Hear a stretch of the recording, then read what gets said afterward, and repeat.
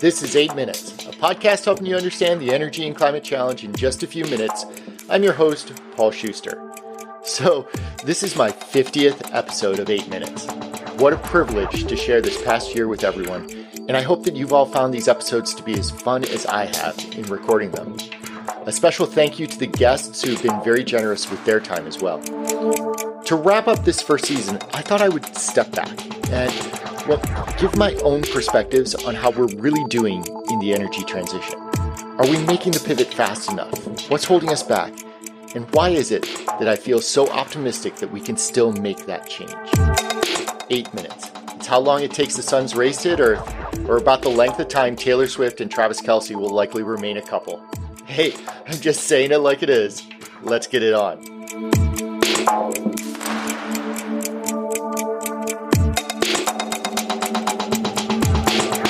This past September was the hottest on record, by a lot. The global average temperature beat the previous record, set just back in 2020, by a full half a degree Celsius. And the Intergovernmental Panel on Climate Change had a harrowing report earlier this year, indicating that we were more likely than not to miss our 1.5 degree Celsius target to stave off the worst effects of climate change. The challenge facing us is real, and it's daunting.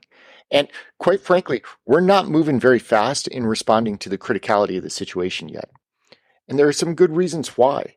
Some headwinds that have kept us back from moving as urgently as we need to. For one, this whole shift is costly. The ramp up of new renewable energy resources, of new transmission lines, of new EV and solar and storage manufacturing. Trillions and trillions of dollars are required to fully transition into a clean energy economy. Now, that's not to say that those dollars are wasted. For the most part, renewable energy is now the cheapest source of electricity on the grid. So investing in these resources actually makes a lot of economic sense. But the intermittency of these resources, the risk that the wind won't blow or the sun won't shine, that requires a rethinking of grid mechanics that we also have to invest behind. Building out high-voltage transmission lines to supplement local generation or developing long-duration storage that can weather weeks of quiet wind activity.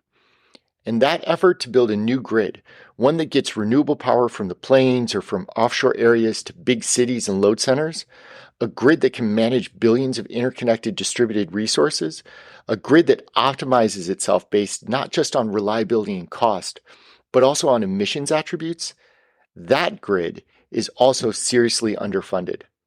According to Bloomberg New Energy Finance, they expect that a modernized global grid could cost us over $21 trillion to develop. National Grid, which manages the transmission infrastructure in the UK, estimates that they will need to develop 5 times more transmission over the next 7 years than they've done over the past 30 years combined. Even if we were able to overcome that investment issue behind our power grid, we're still faced with daunting challenges to reduce industrial manufacturing emissions. Quite frankly, none of the alternative technologies to replace fossil fuels for heavy industrial usage, none of them are mature enough. Electrify everything? Sure, we could, but it's up to 9 times less efficient today than our current fossil-fueled systems. And hydrogen? Well, we're years away from seeing electrolyzer prices fall far enough for that to really be an option either. Which is not to say that neither of those solutions will exist someday, but the pace at which we can change over is just delayed. The International Energy Agency, the IEA, encouragingly indicates that the economics of the energy transition are so solid that eventually everything will transition, even if we just continue to operate business as usual. The problem? That path could take another 100 years, which we don't necessarily have. But things aren't truly so gloom and doom. For one thing, the world is truly galvanized around the need to transition over the past few years. Countries have committed to large reductions in their national emissions, with some, such as the UK, even enshrining their commitments into law. And massive amounts of national monies are flowing into the fight.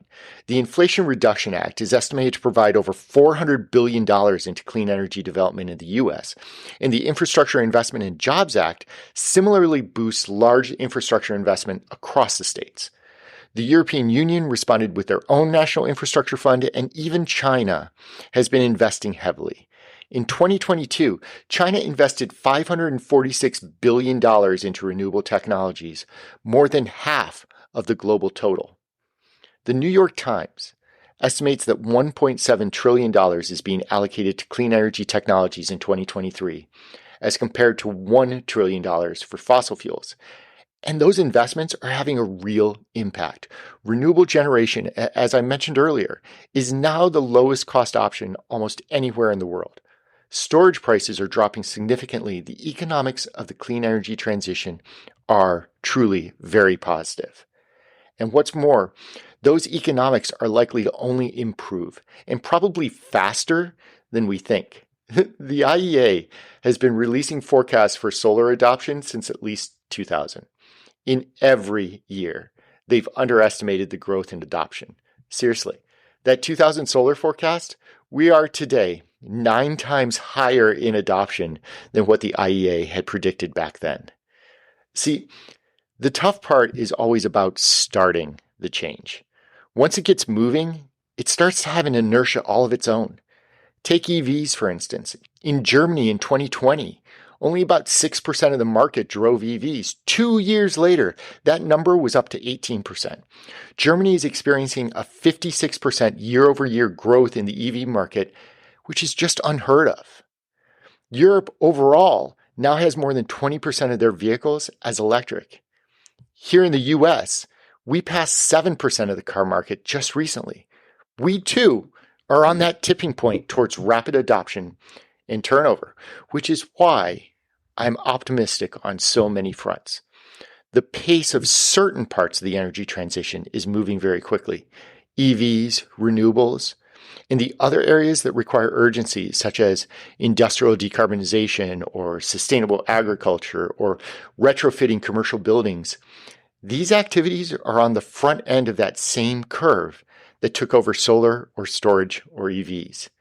The change will happen, and it will probably happen faster than we think. Which leaves me with one other data point for us to ponder.